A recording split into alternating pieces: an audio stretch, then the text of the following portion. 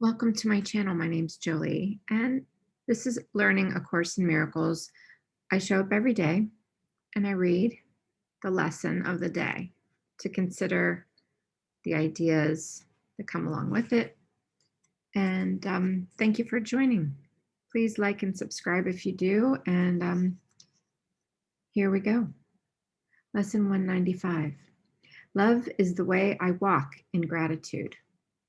Again, love is the way I walk in gratitude. Gratitude is a lesson hard to learn for those who look upon the world amiss. The most that they can do is see themselves as better off than others. And they try to be content because another seems to suffer more than they. How pitiful and depreciating are such thoughts? For who has cause for thanks while others have less cause? And who could suffer less because he sees another suffer more? Your gratitude is due to God alone, who made all cause of sorrow disappear throughout the world. It is insane to offer thanks because of suffering, but it is equally insane to fail in gratitude to one who offers you the certain means whereby all pain is healed and suffering replaced with laughter and with happiness. Nor could the even partly sane refuse to take the steps which he directs and follow in the way he sets before them to escape a prison that they thought contained no door to the deliverance they now perceive. Your brother is your enemy because you see in him the rival for your peace, a plunderer who takes his joy from you and leaves you nothing but a black despair so bitter and relentless that there is no hope remaining. Now is vengeance all there is to wish for? Now can you but try to bring him down to lie in death with you, as useless as yourself, as little left within his grasping fingers as in yours? You do not offer God your gratitude because your brother is more a slave than you, nor could you sanely be enraged if he seems freer. Boy, so love makes no comparisons, and gratitude can only be sincere if it be joined to love. We offer thanks to God, our Father, that in us all things will find their freedom. It will never be that some are loose. Here, let me read this again. It will never be the some are loosed. Sorry, this word is weird. Again, it will never be that some are loosed while others still are bound. Okay. For who can bargain in the name of love? Therefore, give thanks, but in sincerity. And let our gratitude make room for all who will escape with you, the sick, the weak, the needy, and afraid, and those who mourn to seeming loss or feel apparent pain, who suffer cold or hunger, who walk the way of hatred and the path of death. All these go with you.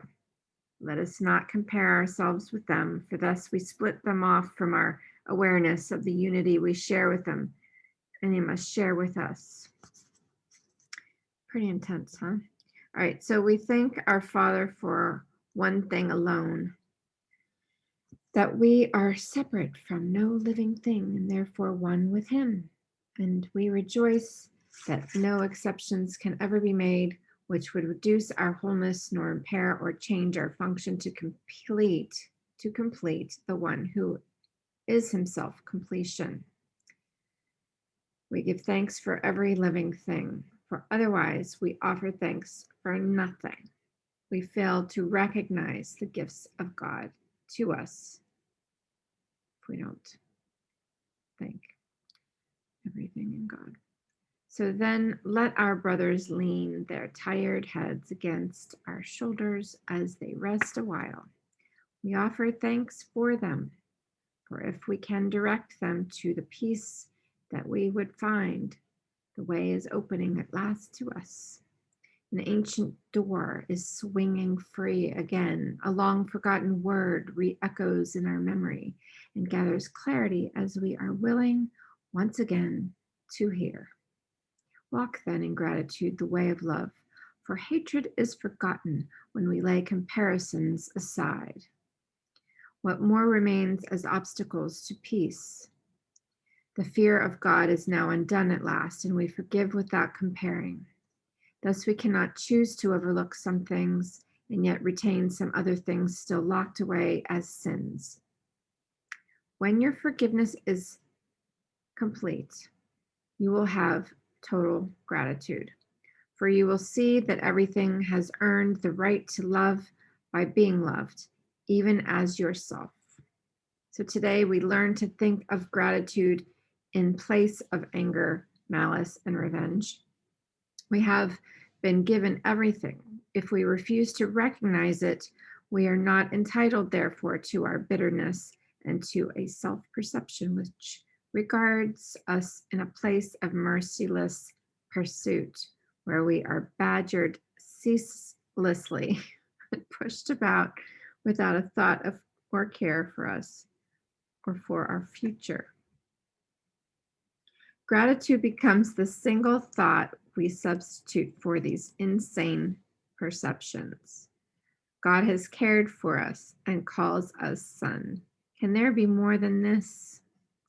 Our gratitude will pave the way to him and shorten our learning time by more than you could ever dream of. Gratitude goes hand in hand with love. And I can't read that. I'm sorry. Love. Oh, okay.